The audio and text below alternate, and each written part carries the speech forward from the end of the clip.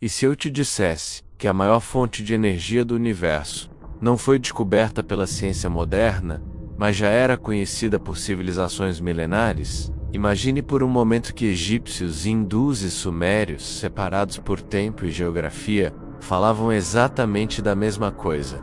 Uma energia invisível, universal e viva. A grande pergunta não é se eles sabiam. A pergunta é: por que nós esquecemos? Hoje, nossa civilização está presa a uma teia de fios, combustíveis e baterias. Vivemos em um mundo de limites, de contas a pagar pela energia que usamos. Mas por milhares de anos, outras culturas prosperaram com uma visão totalmente diferente. Eles falavam de energia sem cabos, sem máquinas, sem redes elétricas complexas. Como isso era possível? Eles deram nomes diferentes a essa força primordial. Na Índia era o prana, no Egito era o Ka, na China, o Chi, para os gregos, o éter. Não era mitologia barata ou folclore, era conhecimento, um conhecimento profundo sobre a natureza da realidade.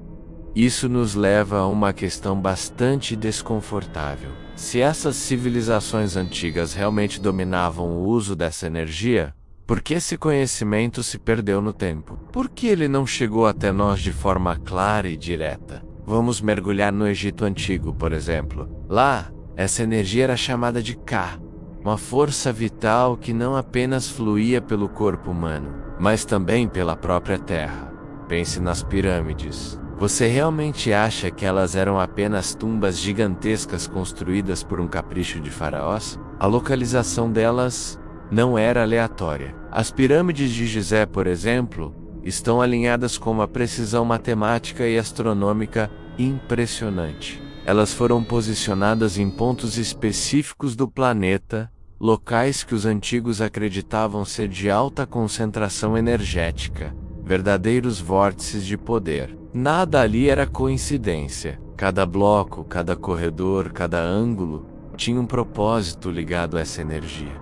Agora, vamos viajar para a Índia Antiga. Nos textos védicos, que são alguns dos escritos mais antigos da humanidade, encontramos a descrição detalhada do prana. Para eles, o prana não era apenas uma força, era a energia universal que sustenta toda a vida. A respiração, o som, a vibração, tudo estava interligado por essa teia invisível. Eles desenvolveram práticas como a yoga e a meditação, não apenas para a saúde do corpo e da mente, mas para manipular conscientemente o fluxo de prana, para se conectar com essa fonte infinita de energia do universo. Eles entendiam que o microcosmo do ser humano era um reflexo do macrocosmo do universo. E na Mesopotâmia, o berço de tantas civilizações, os sumérios, em suas tábuas de argila, descreviam forças que vinham do céu. Eles falavam de conhecimentos entregues à humanidade por entidades poderosas. Os Anunnaki,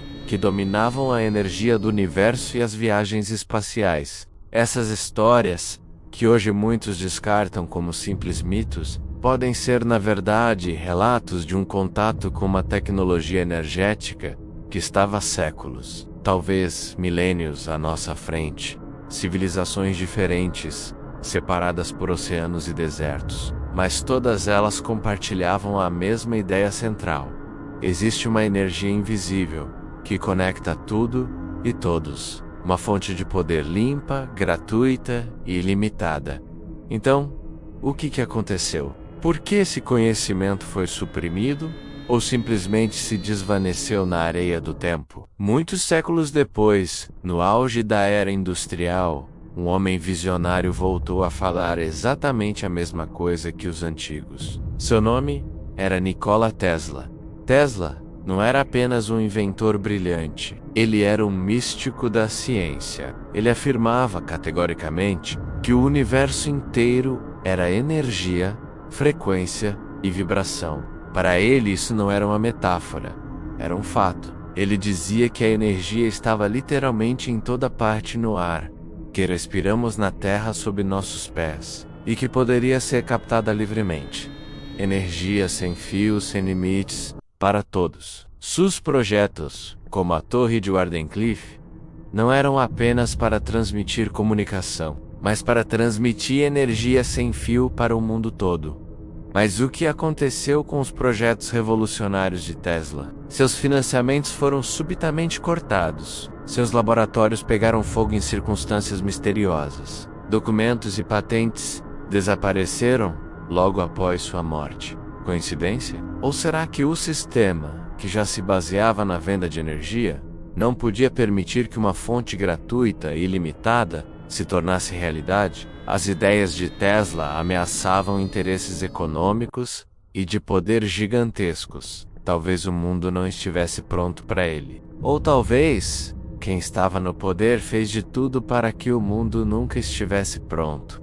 E hoje, onde estamos nisso tudo? Curiosamente, a ciência de ponta, a física quântica, está começando a se aproximar perigosamente dessas mesmas ideias antigas. Conceitos como campos eletromagnéticos que permeiam tudo, a energia de ponto zero do vácuo e o princípio da ressonância não contradizem o que os antigos diziam sobre o prana ou o ka. Na verdade, eles confirmam, usando uma nova linguagem. A ciência está começando a mapear o oceano de energia no qual estamos imersos. O mesmo oceano que os antigos aprenderam a navegar. Talvez eles não tivessem nossos computadores, nossos aceleradores de partículas, mas eles tinham algo que nós perdemos no caminho: a compreensão do todo, a conexão intuitiva com o universo. Nós nos tornamos especialistas em dividir, em analisar as partes, e esquecemos como ver a totalidade. Talvez o maior erro